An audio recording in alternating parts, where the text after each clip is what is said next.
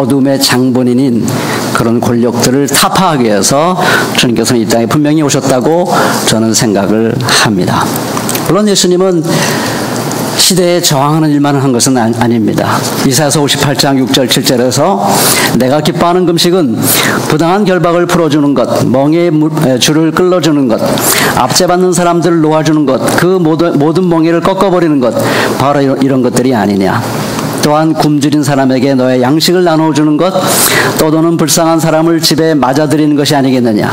헐벗은 사람을 보았을 때 그에게 옷을 입혀주는 것, 너의 골육을 피하여 숨지 않는 것이 아니겠느냐라고 말씀하신 것처럼 예수님께서는 배고픈 사람들에게 먹을 것을 먹이시고 병든 사람을 고쳐주시고 그들을 따뜻하게 사랑해주시고 안아주시고 품어주시고 인격적으로 대해주셨습니다.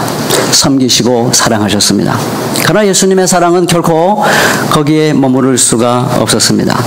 예수님의 사랑은 자기의 명예와 자기의 탐욕을 정당화하는 수단으로 하는 그런 자선과 봉사와는 질이 달랐습니다. 주님께서는 우리에게 내 이웃을 내 몸과 같이 사랑하라 말씀하셨습니다. 우리가 내 이웃을 내 몸같이 사랑하면 어디까지 갈 수 있을까요? 저는 이웃을 사랑할 때 가장 핵심적인 것은 사회적 약자를 사랑하는 것입니다. 자기에게 유익을 주는 사람, 자기에게 도움이 되는 사람을 사랑하는 것은 누구나 사랑할 수 있습니다. 아니, 더 열심히 사랑하려고 합니다. 그러나 이웃을 사랑하는 것의 핵심은 자기에게 별 도움이 되지 않는 사람, 나의 목숨을 바치도록 요청하는 사람, 그를 만나면 내 인생이 끝장나게 만들 수밖에 없는 그런 사람을 사랑하는 것이 이웃사랑의 핵심인 것이죠. 그런 고통 가운데 있는 사람을 정말로 사랑한다고 칩시다.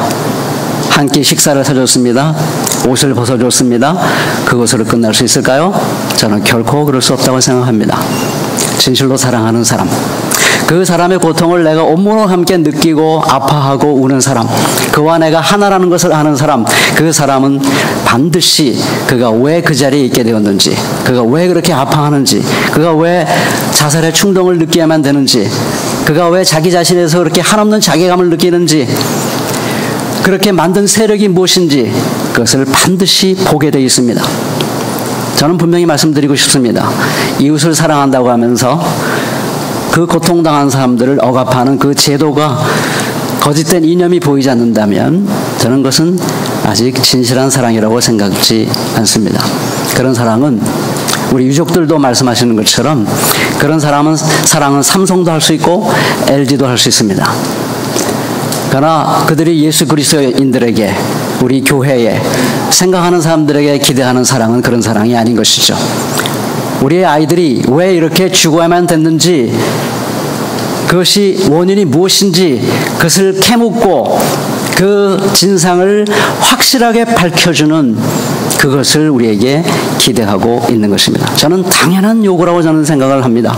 예수님은 그것을 너무나 깊이 하셨기 때문에 예수님은 그처럼 인격적으로 온 몸과 마음을 다해서 내 이웃을 사랑하면서 어디까지 갔느냐? 안식일법에 도전했습니다.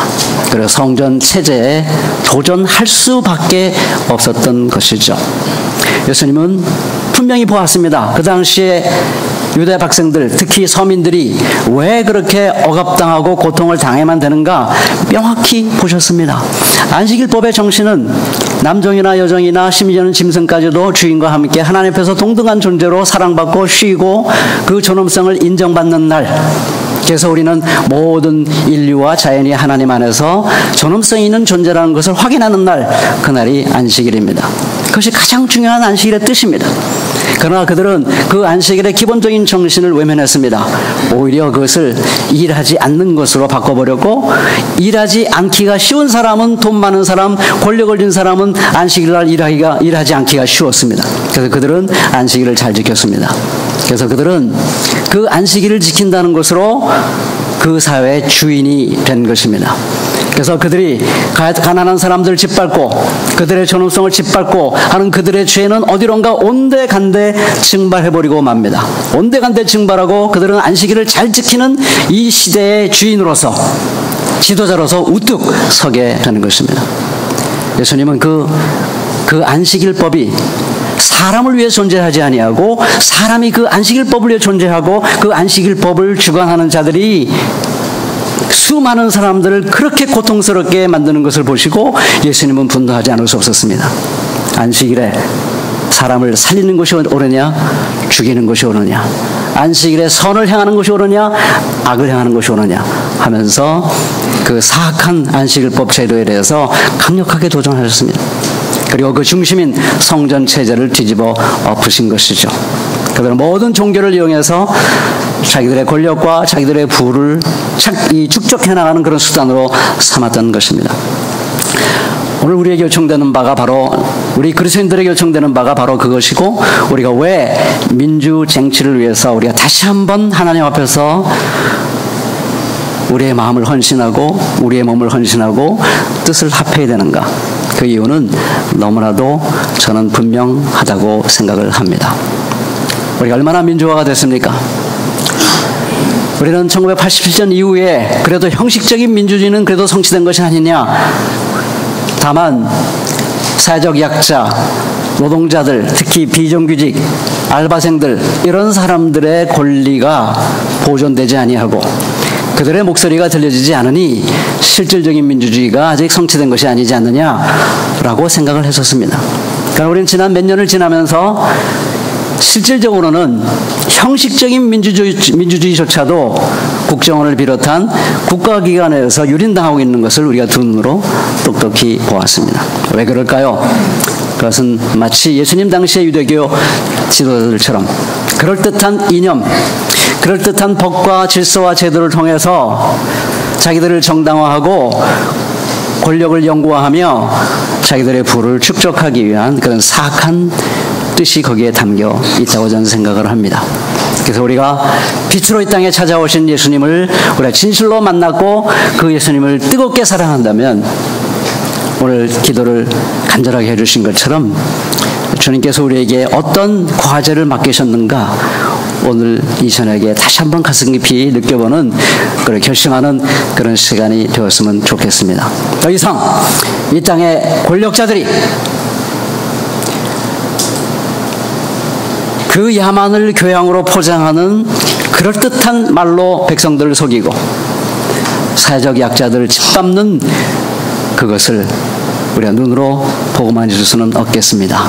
우리가 정말로 사회적 약자를, 가난한 사람을, 세월의 유적을 우리가 진실로 사랑한다면 그들을 때리고 있는 몽둥이, 그들을 짓누르고 있는 그런 무거운 짐들, 그 권력과 정당화하는 이념과 그 이념 위에 세워진 제도를 향하여서 우리가 강력한 저항의 목소리를 내며 또 그 권력을 그들의 손에서 뺏어서 마땅히 그 권력을 가져야 될 우리 국민들에게, 특별히 사회적 약자들에게 그 권력을 돌려주는 이것이야말로 저는 진정한 민주주의라 생각하고 그 민주 쟁취를 위한 우리 힘찬 발걸음을 오늘 이 저녁에 우리 다시 한번 내딛었으면 좋겠습니다.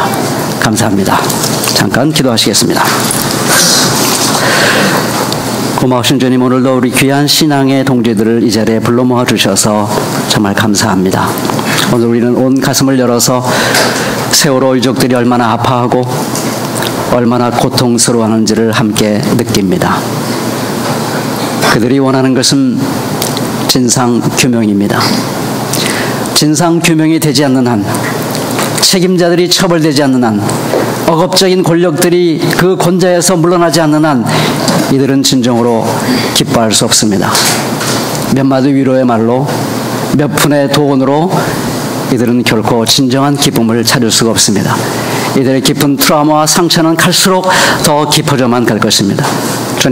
주님께서 어둠 속에 임하셔서 그들에게 말할 수 없는 기쁨을 주셨습니다. 주님, 저희들에게도 그들에게 진정한 기쁨을 줄 수 있는 그 길 걸어갈 수 있도록 오늘 이 저녁에 저희들의 마음을 새롭게 하시고 저희들의 마음을 뜨겁게 하시고 저희들의 결심이 주님 앞에서 새로워질 수 있도록 축복해 주시옵소서. 그들의 등을 두들겨 패고 있는 이 몽둥이를 꺾어버릴 수 있는, 그들을 무거운 짐에서 해방시킬 수 있는 그런 민주쟁취의 길 우리가 힘차게 걸어갈 수 있도록 저희들의 마음을 뜨겁게 해주시고 우리들의 마음을 새롭게 하여 주시옵소서. 아무리 어려워도 아무리 외로워도 누가 뭐라고 해도 이 길을 끝까지 걸어갈 수 있는 저희들 꼭 될 수 있도록 주님 한 마음을 허락하여 주시옵소서. 감사합니다. 예수님의 이름으로 기도드립니다. 아멘.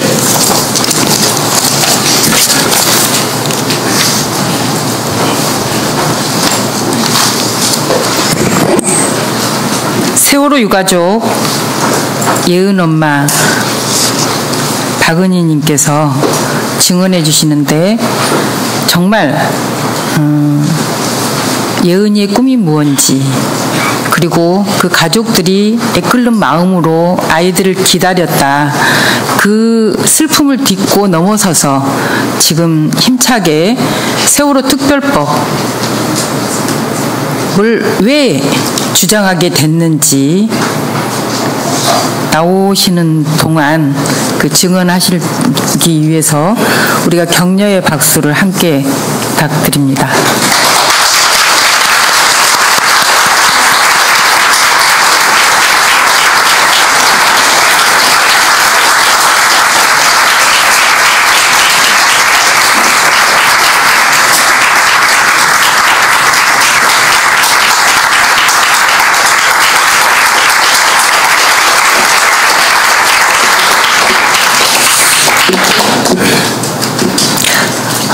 반갑습니다. 정확히 어떤 내용으로 말씀을 드려야 될지 몰라서 이런 거 하면 되겠지 적어왔는데 맞게 전달이 될지 잘 모르겠습니다. 두려운 마음이 있는데 저희 부모들이 요즘 제일 많이 하는 말 중에 하나가 처음 해보는 거다 이 말입니다. 그러니까 이런 자리에서 이런 말을 하는 게 제가 처음이니까 또 전도사지만 많은 사람 앞에서 말하는 게 굉장히 떨립니다. 그래서 사실 이 길을 안 갈까 그래서 진급 가정 밟다가 멈추고 있는데 또 하나님이 어떠한 뜻으로 저를 이러한 문제의 한가운데 소용돌이 속으로 저를 부르셨는지 요즘 곰곰이 고민 중에 있습니다.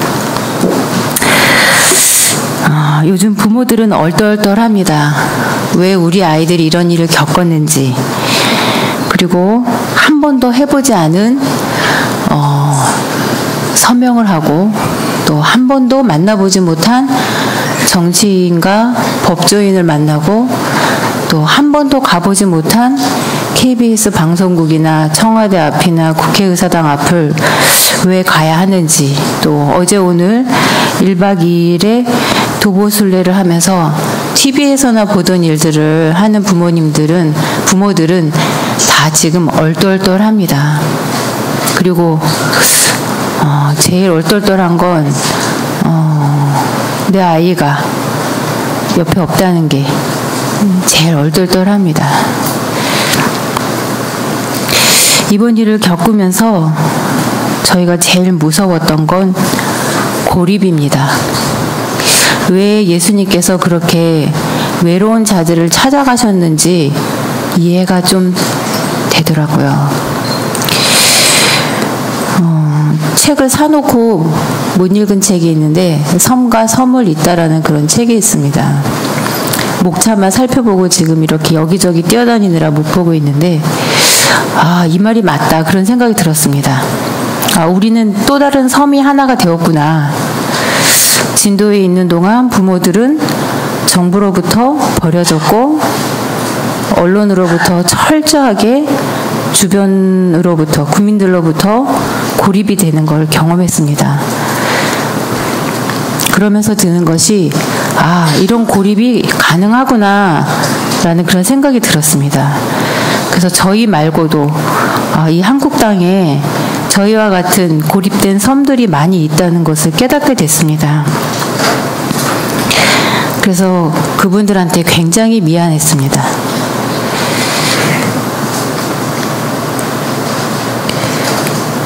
그리고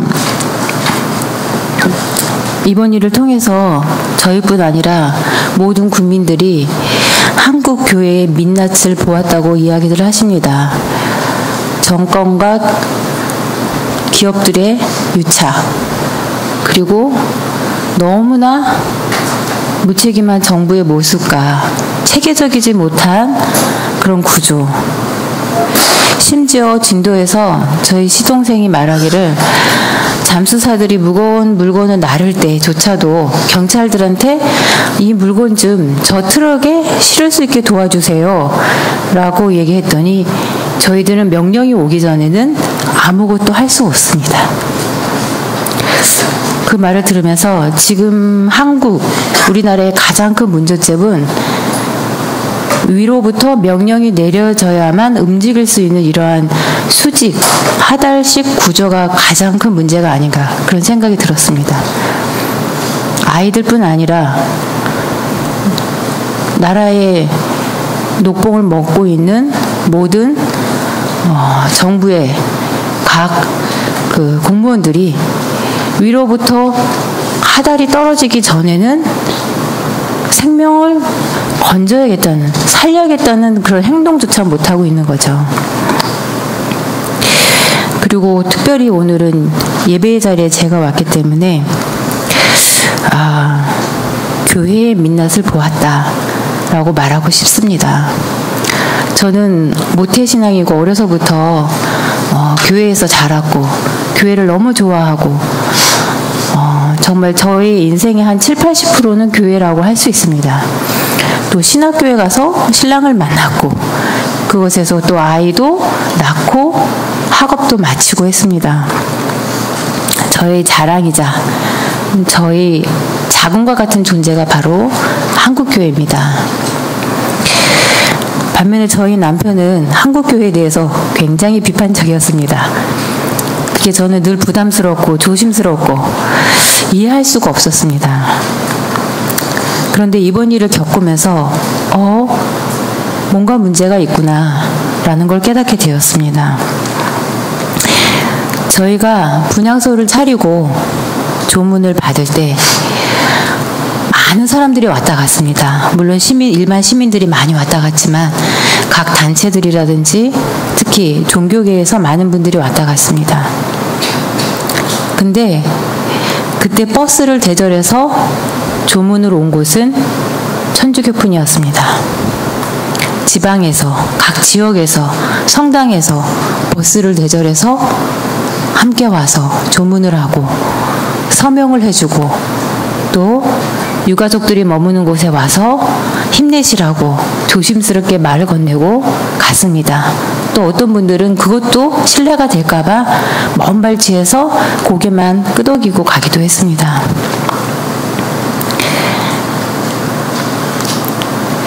그리고 서명을 받으러 갔을 때도, 지방으로 갔을 때도 저희가 주로 성당에 머물렀습니다. 또 심지어 어떤 지역의 보수적인 지역에서는 시에서 합동 분향소를 마련하지 않자 성당 안에서 분향소를 마련하는 경우도 있었고, 그리고 유가족들 가운데 성당에 가서 유가족들의 입장을 대신 말한 경우도 많습니다. 신부님이 직접 이야기하거나 또는 유가족을 통해서 정말 지금 유가족의 상황이 어떤지, 그들의 아픔이 무엇인지, 무엇이 참이고 거짓인지를 알릴 수 있는 기회를 주었던 것입니다. 유가족들이 다 배움의 깊이가 다 다릅니다. 중학교 중퇴부터 시작해서 고졸, 대졸, 또 저처럼 대학교를 나온 사람이거나 또 사업을 하고 있는 사람이 있는가 하면은 자영업으로 어렵게 사는 사람도 있고, 아예 그런 것도 없이 나라의 지원을 받는 사람도 있습니다.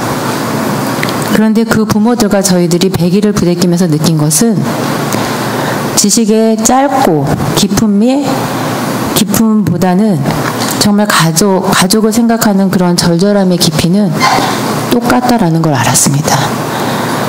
그래서 그분들이 하는 말 한마디 한마디가 참, 여기 우리 신학교 교수님들도 와 계시는데 교수님들 말만큼 정확하고 정신을 번쩍 들게 하는 그런 말들이 많았습니다.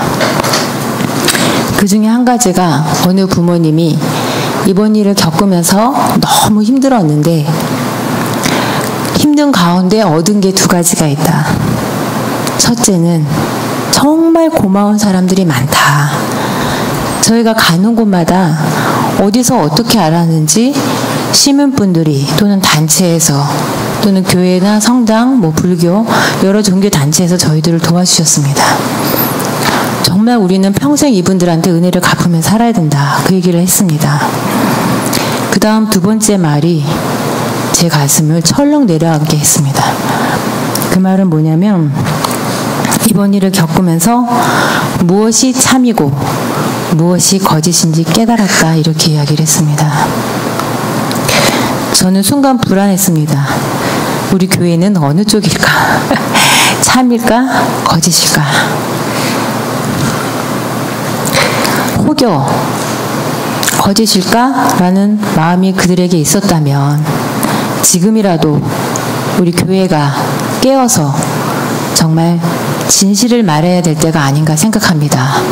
그래야지 유가족들이 또 유가족을 통해서 이번 일을 겪으면서 함께 느낀 우리나라 국민들, 함께 느낀 사람들이 많았으면 좋겠는데요.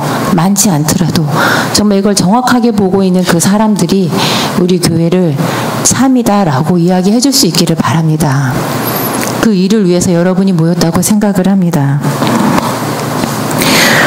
저는 저희 딸에게도 늘 강조한 말이 있는데 착하게 살아라, 남을 배려하며 살아라 라는 말을 많이 했습니다. 그래서 그런지 예은이는 항상 웃는 얼굴이었습니다. 지금도 아파트에서 사람들을 만나면 항상 웃는 애였는데 또 예은이가 가수가 꿈이어서 뮤지컬 학원 다녔는데 아이가 작년부터 일지를 근 한 8개월 동안 썼더라고요. 근데 그 일지에 보니까 일기죠. 고민을 썼는데 자기는 웃는 상이라서 연기를 할 때 우는 연기를 하면 다들 뭐라고 그런다고. 그래서 그럼 그게 고민이라고 썼더라고요. 그러니까 예은이는 정말 엄마가 얘기해준 대로 착하게만 살려고 그랬고 자기의 아픔이나 고민이나 분노나 그런 거를 다 감추면서 살았던 것 같습니다. 부모 입장에서 이 사실이 너무나 가슴이 아프고 이게 아닌데 그런 생각이 들었습니다. 착하게 사는 것도 중요하지만 착한 사회를 만드는 게 더 중요한데 내가 착한 사회를 만들지 않으면 내가 아무리 착하게 살아도 이런 일을 겪을 수 있구나 라는 걸 이번에 깨달았습니다.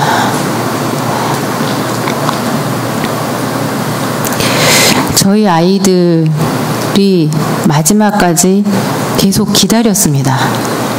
지금 영상도 저희들은 특별법이 제정이 되면 그때 제출하려고 수많은 자료들을 지금 꼭 껴안고 있습니다. 왜냐하면 지금 풀어놨다가 또 어떤 식으로 왜곡하고 숨기고 이런 걸 저희가 너무 많이 겪었기 때문에 회의할 때도 국회에서 회의하다가 CCTV가 있는지 먼저 확인합니다. 가족들이 하도 많이 겪었기 때문에 옷으로 먼저 가리고 또 기자들이 나간 뒤에는 혹여 가방에 마이크 녹음기가 있을까 봐 가방도 다 내놓습니다. 이렇게 조심스럽게 할 수밖에 없는 이유가 저희가 진도에서부터 또 지금까지 수많은 사찰과 또 증거인멸 그리고 도보순례가 어제부터 진행이 됐는데 언론의 일절 공영방송에는 나가지 않았습니다. 무서운 나라입니다. 근데 더 무서운 건 국민들이 그거를 모르고 있다는 거죠.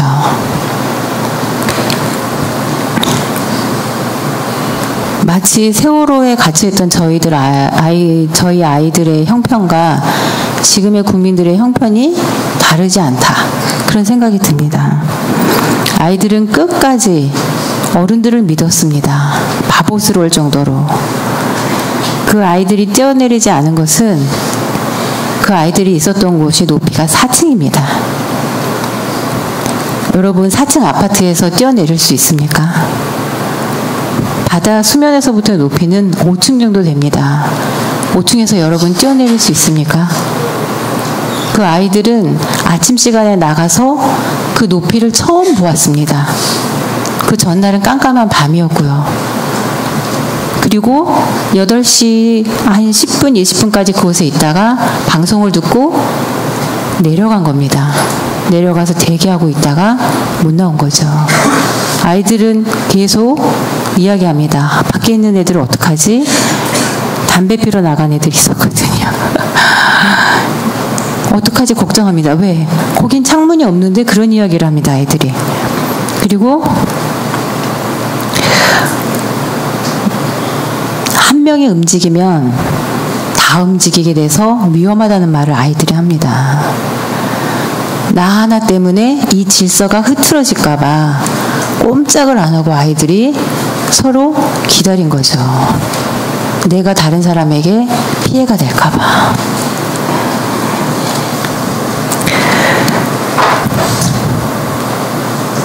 이번에는 의사자 이야기를 해보겠습니다. 아이들이 이렇게 죽었습니다. 부모들은 너무 갑갑합니다. 아이들이 분명히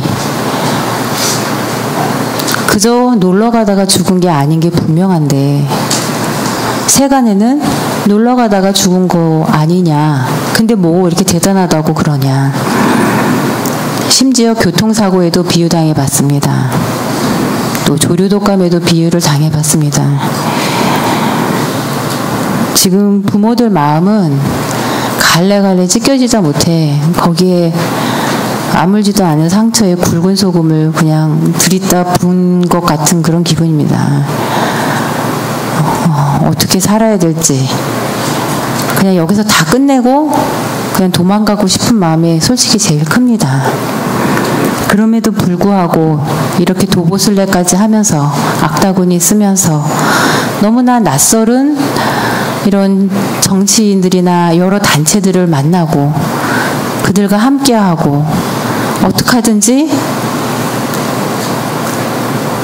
특별법을 만들려고 저희가 노력하는 이유는 바로 의사자 문제입니다. 어느 정치인이 그러더라고요. 유가족들이 강력하게 요구한 것이 의사자다.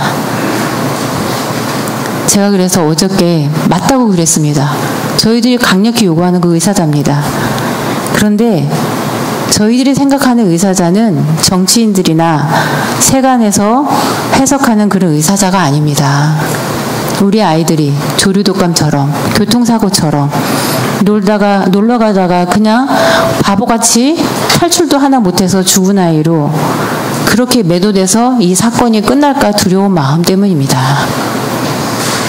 최소한 1명도 아니고 3명도 아니고 34명도 아니고 304명입니다.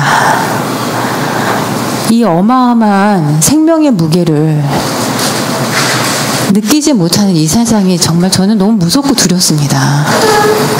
또 거기에 정치인 그리고 정부 지도자들 급기야 종교계 지도자들까지 끼어 있다는 것 자체가 이 시대의 제일 큰 아픔이라고 생각합니다. 저희들이 원하는 거는 국립묘지에 가거나 전 처음 알았습니다. 의사자로 지정되면 뭐 돈이 나온다고 그랬거든. 돈이 나오는 거 그런 거 원하는 거 아닙니다. 어느 부모가 자식을 돈으로 셈해서 받으려고 하겠습니까? 저희가 의논하는 가정 중에서 일부 부모들 중에 그 의사자의 의미를 정확히 모르고 찬성하는 분들도 계셨습니다. 초반에 제가 말씀드렸듯이 저희가 모든 게 처음이기 때문에 수십 번의 회의를 했습니다. 어떨 때는 매일 회의를 하고요. 지금은 이제 일주일에 한 번 내지 2번 정도 회의를 합니다. 500명의 학부형들이 모여서 의견을 조율합니다. 몇 번을 싸우고 몇 번을 언쟁을 하고 해서 저희들이 최종적으로 내린 결론은 진실이냐 돈이냐. 부모들은 결론 내렸습니다. 진실이다. 그렇다면 우리가 만드는 특별법에는 여나 야가 제안했던 의사자나 대입 특례는 제외돼야 된다. 그래서 저희가 만든 특별법에는 제외됐습니다. 그럼에도 불구하고 특위위원장을 맡은 사람마저도 가족들이 원한 것이다라고 이렇게 이야기하고 있는 형국이니 저희가 어떻게 하면 돼야 될까요? 저희 남편이 이젠 하도 말해서 입이 다 아프다고 이야기합니다. 아무리 이야기를 해도 언론에는 보도도 되지도 않고 계속 정치인과 공영방송을 비롯한 보수 언론들은 계속 저희 가족들을 돈에 미친 정신나간 부모들로 몰아세우고 있습니다. 그래서 저희가 더 악을 쓰고 있습니다. 이러다가 정말 저희 아이들이 개 같은 죽음이 되겠구나. 우리 아이들이 의로운 죽음이 되기 위해서는 의식 있는 여러분들이 함께 행동해 주셔야 합니다. 이 304명의 이 아까운 목숨들이 정말 지나디 지난 시커먼 먹물이 돼서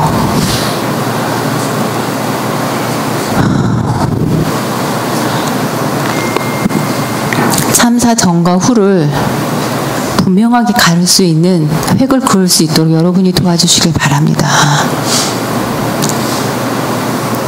많지 않은 걸 압니다. 저희가 1박 2일 도보순회 하면서 느꼈거든요. 소수만 공감하지 대다수의 국민들은 이미 언론에 넘어가 있습니다. 그들을 깨우치는 책임이 여러분들과 저에게 있습니다. 일당 100, 아니 일당 1000, 일당 만이라는 그런 생각을 가지고 여러분도 힘드시겠지만 저희도 더 힘을 낼 테니까 더 이상 이 나라가 이런 비극을 겪지 않도록 여러분들이 함께 기도해 주시고 함께 경종을 울려주시고 함께 한 걸음이라도 나아갈 수 있도록 도와주시길 간절히 바랍니다. 감사합니다.